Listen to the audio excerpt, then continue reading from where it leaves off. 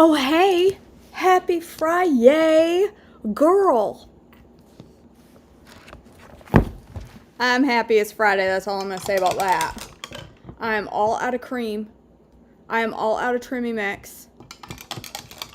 I don't have any good coffee here this morning. This is not starting out right.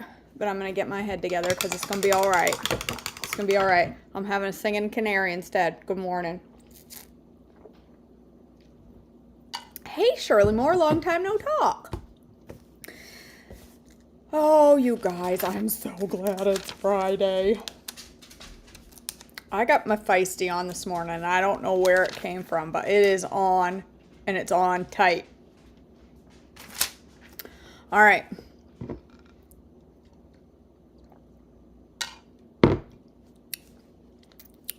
That is not coffee. All right, September 16th. Here we continue Ezra's account, which we were left following the dedication of the temple of the celebration of the Passover in 515 BC. Later opposition under King Artaxerxes, Ezra 4:7-23, 464 BC. Even later, during the reign of King Artaxerxes of Persia, the enemies of Judah, led by Bishlam, Mithridath, Tabeel, sent a letter to Artaxerxes in the Aramaic language, and it was translated for the king. Rehum, the governor of Shimshai, the court secretary, wrote the letter telling King Artaxerxes about the situation in Jerusalem. They greeted the king for all their colleagues, the judges, local leaders, the people of Tarpal, the Persians, the Babylonians, and the people of Erech and Susa, that is, Elam. They also sent greetings from the rest of the people, whom the great noble Ashurbanipal had deported and relocated in Samaria throughout the neighboring lands of the province west of the Euphrates River. This is a copy of their letter. To King Artaxerxes, from your loyal subjects in the province west of the Euphrates River, the king should know that the Jews who came here to Jerusalem from Babylon are rebuilding this rebellious and evil city. They have already laid the foundation and will soon finish its walls. And the king should know that if this city is rebuilt and its walls are completed, it will be much to your disadvantage, for the Jews will then refuse to pay their tribute, customs, and tolls to you. Since we are your loyal subjects and do not want to see the king dishonored in this way, we have sent the king this information. We suggested that the search be made in your ancestors' records, where you will discover what a rebellious city this has been in the past. In fact, it was destroyed because of its long, troublesome history of revolt against the kings and countries who controlled it. We declared to the king that this city is rebuilt and its walls are completed. The province west of the Euphrates will be lost to you. Then King Artaxerxes sent this reply. To Rehum, the governor, Shimshai, the court secretary, and their colleagues living in Samaria and throughout the province of west of the Euphrates River. Greetings. The letter you sent has been translated and read to me. I ordered a search of the records and have found that Jerusalem has indeed been a hotbed of insurrection against many kings.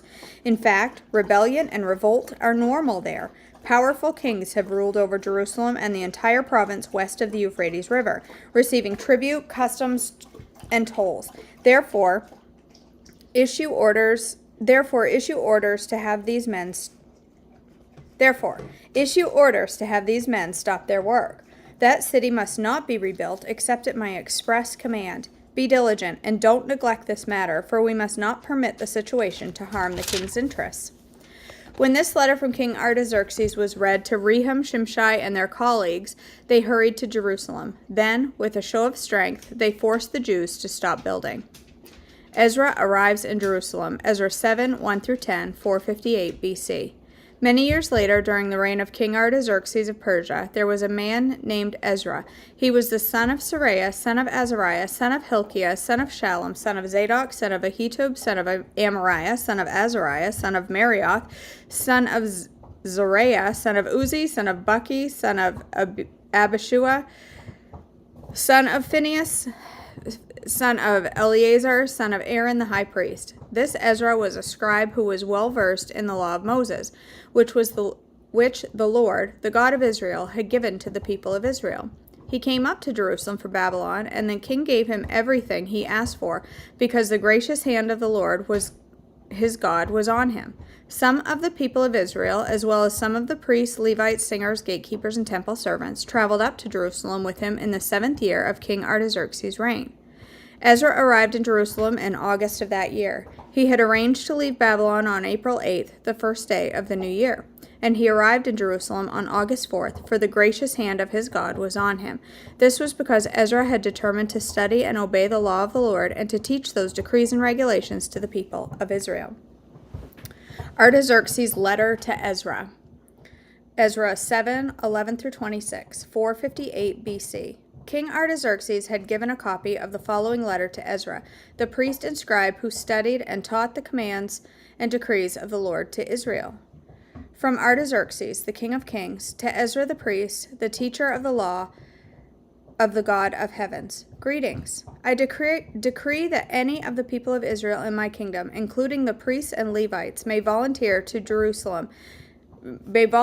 return to Jerusalem with you.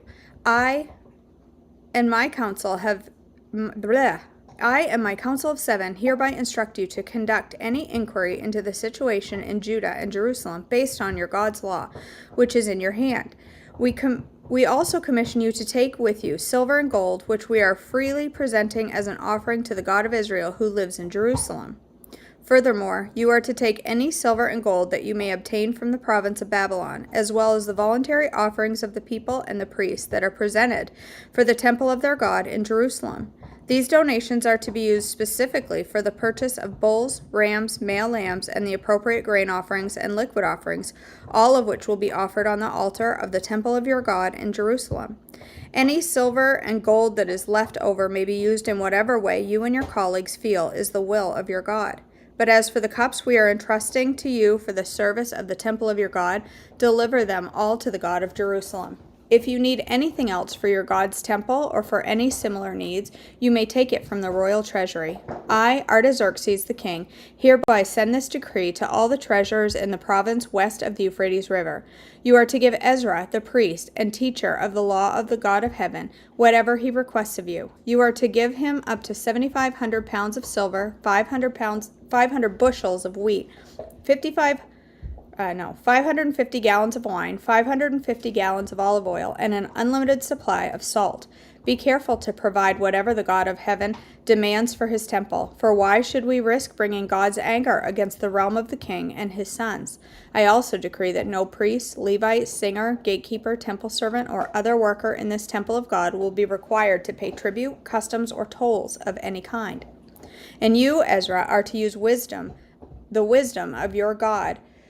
Oh my gosh, I can't read this morning. And you, Ezra, are to use the wisdom your God has given you to appoint magistrates and judges who know your God's laws to govern all the people in the province west of the Euphrates River. Teach the law to anyone who does not know it. Anyone who refuses to obey the law of your God and the law of the king will be punished immediately, either by death, banishment, confiscation of goods, or imprisonment. Praise the Lord, the God of our ancestors, who made the king want to beautify the temple of the Lord in Jerusalem. And praise him for demonstrating such unfailing love to me by honoring me before the king, his council, and all of his mighty nobles. I felt encouraged because of the gracious hand of the Lord my God was on me, and I gathered some of the leaders of Israel to return with me to Jerusalem. Exiles who returned with Ezra. Ezra 8:1-14, 458 BC.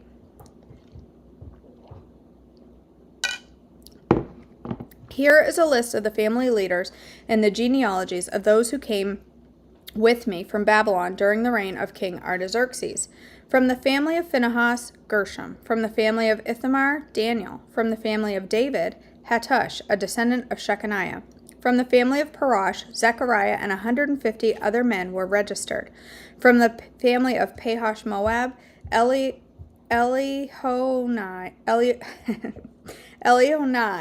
son of Zariah, and 200 other men. From the family of Zattu, Shechaniah, son of Jahaziel, and 300 other men. From the family of Aden, Ebed, son of Jonathan, and 50 other men. From the family of Elam, Jeshaiah, son of Athaliah, and 70 other men. From the family of Shephatiah, Zebediah, son of Michael, and 80 other men. From the family of Joab, Obadiah son of Jehiel, and 218 other men. From the family of Bani, Shelomith son of Josephiah, and 160 other men. From the family of Babai, Zechariah son of Babai, and 28 other men. From the family of Azgad, Johanan son of Hakatan, and 110 other men.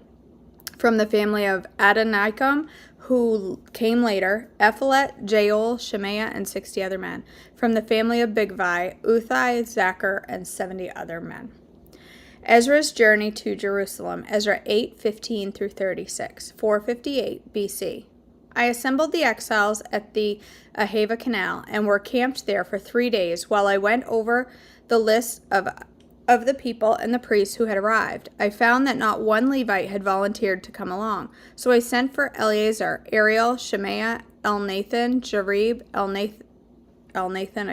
Nathan, Zechariah, and Meshullam, who were leaders of the people. I also sent for Joarib and Elnathan, who were the men of discernment.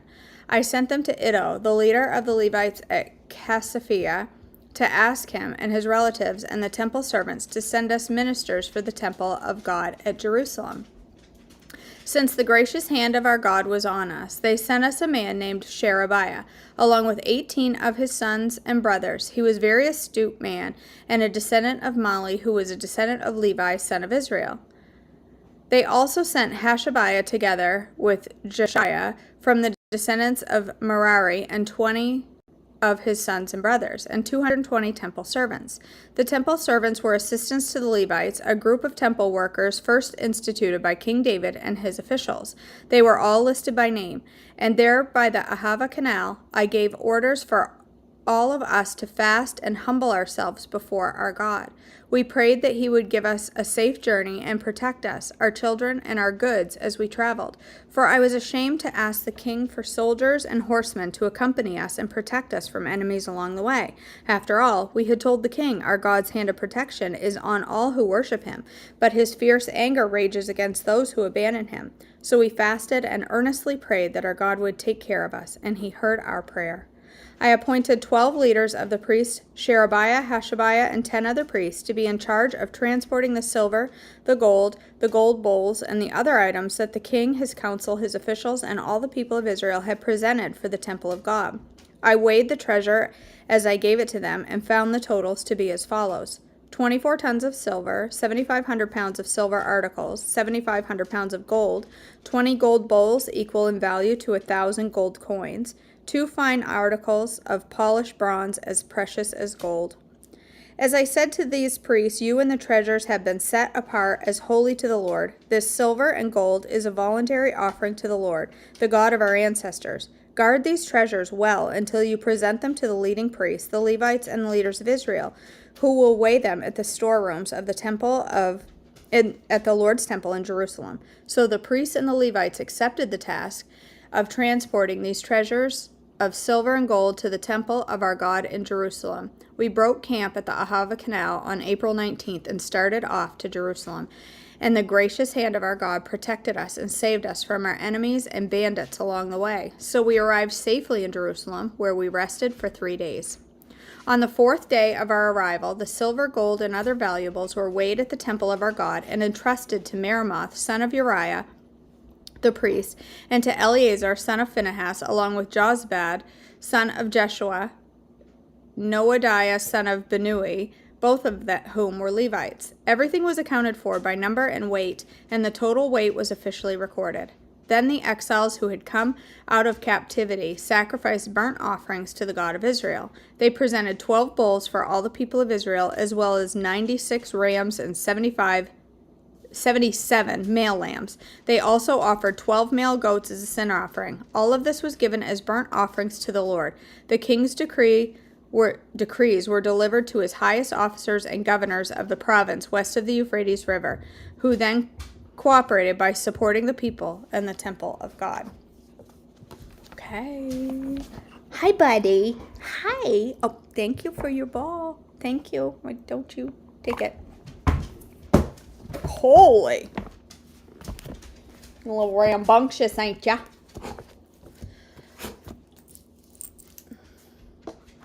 Yeah, I think you're right, Faith, for sure. All right, let me see. How far are we in? We're on day 5 of breaking free from body shame. Okay. All right, so continue. Yesterday we talked about looking for beliefs or thoughts that sound right to you, but don't sound like God, especially as it pertains to your body image. Looking for moments where you see the kingdom coming today, and be on the lookout for other women who are after liberty. Praying for courage to confess and process with your Father. Praying the Lord's Prayer from Matthew 6 and seeing where it leads you, and praying for a shift in our culture to be more kingdom-minded. And we also talked about writing down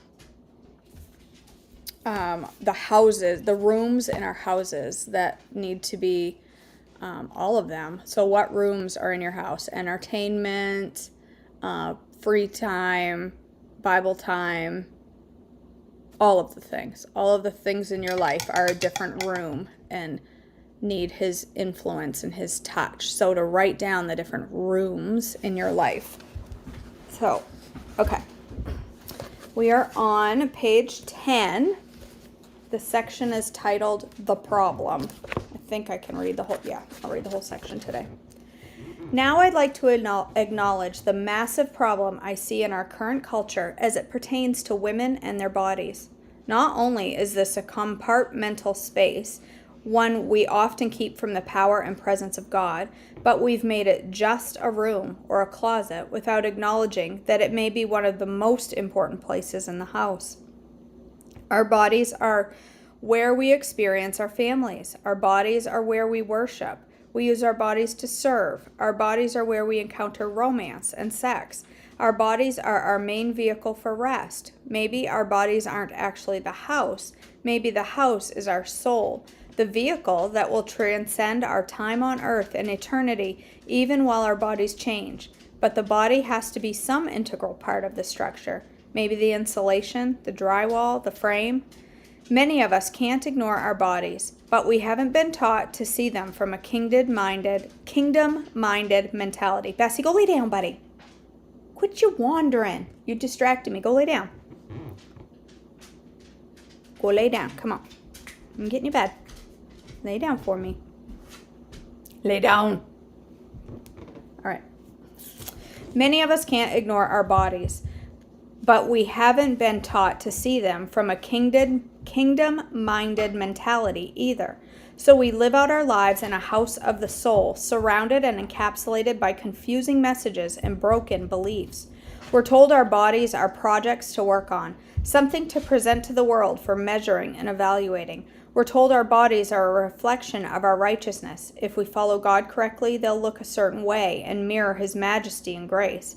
We're told our bodies are trophies, something we can work hard to earn glory, something we can give to those who are associated with us. We're told our bodies are bad, filled with innate and impure longings, and we should suppress and subdue like